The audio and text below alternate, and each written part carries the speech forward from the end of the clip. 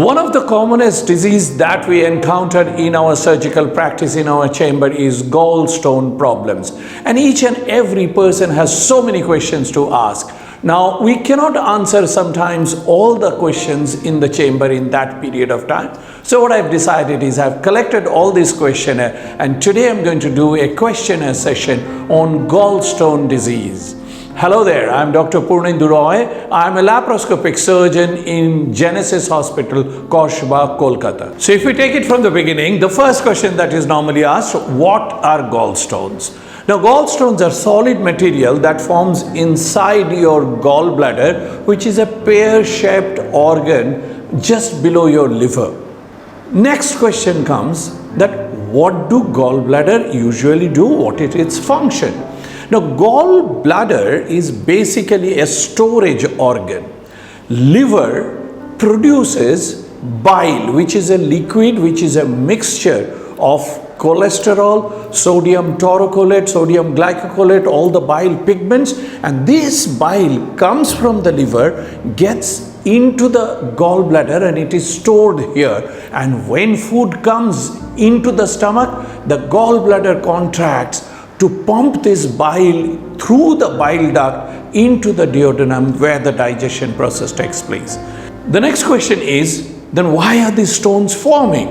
If there is a liquid which is bile, which is coming from the liver, and this liquid has cholesterol, bile salts, bile pigments, bilirubin, so why is this liquid suddenly forming solid things? Whenever there is any change in the composition, if the cholesterol goes high, then the cholesterol gets precipitated and crystallizes, and that's why it forms cholesterol crystals. Now, these cholesterol crystals or stones are usually amber colored, and when there is high amount of pigment, how are the pigments coming?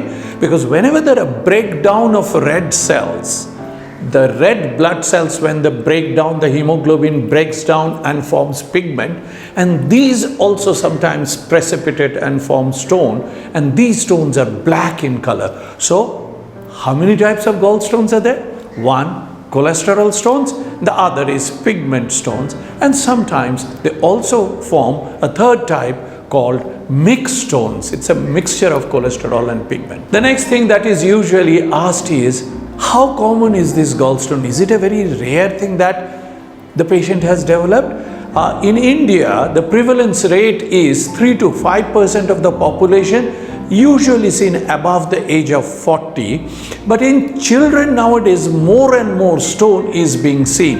2% of the children's populations can have gallstone. Many times parents get very surprised that such a small child of mine, how is this child got gallstone? This is just to let you know, in my 30 years of laparoscopic experience, I have operated below 5 years more than about 150 kids.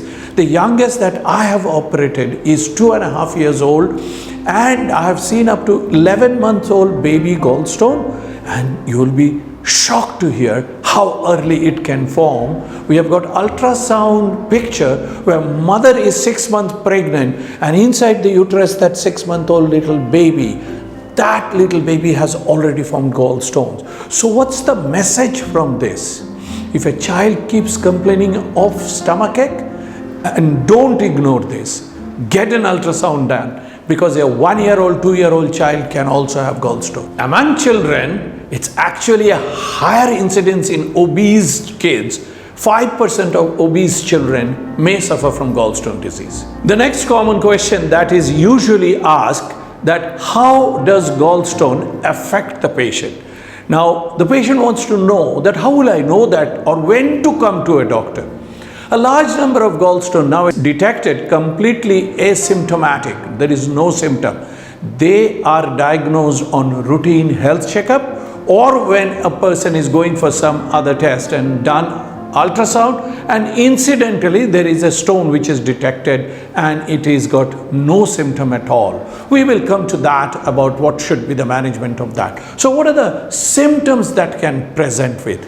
People might come with dyspeptic symptoms, which means indigestions, belching, gas formation. They can come with biliary colic when the stone comes and gets stuck near the outlet of the gallbladder, and the bile is being tried by the gallbladder to pump it out, and the stone gets stuck over there. So that's why you get a colicky spasmodic pain.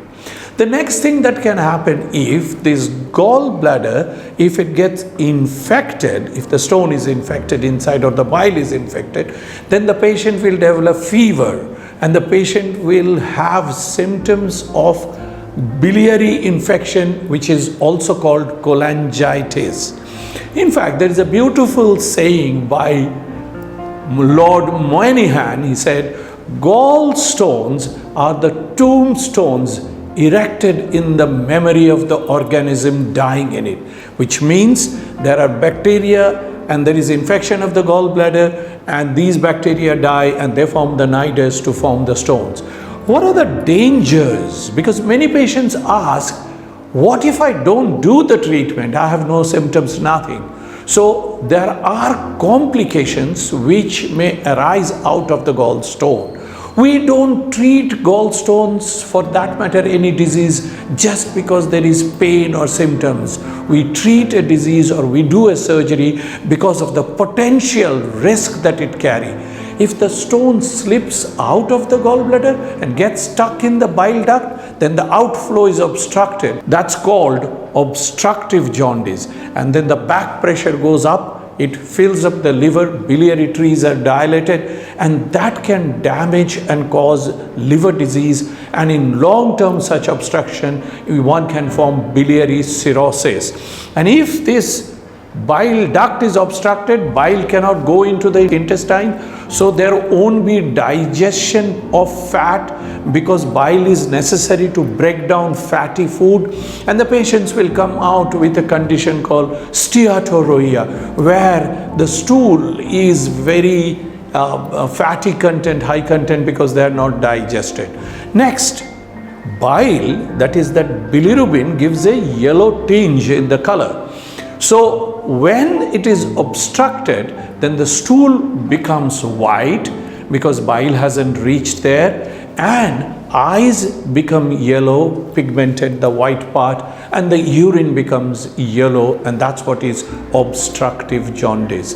The second complication, which is very dangerous, if any of the small stones goes and get stuck there in the pancreatic duct, it can cause pancreatitis, and pancreatitis is a very, very critical condition, and it can have high fatality rate. Sometimes hemorrhagic necrotizing pancreatitis, pancreas can get rotten, and ultimately a very fatal outcome can take place. So if there is a stone, whether it is symptomatic or completely asymptomatic, certain people believe that don't wait for the complications to arise, you should get the treatment done for it.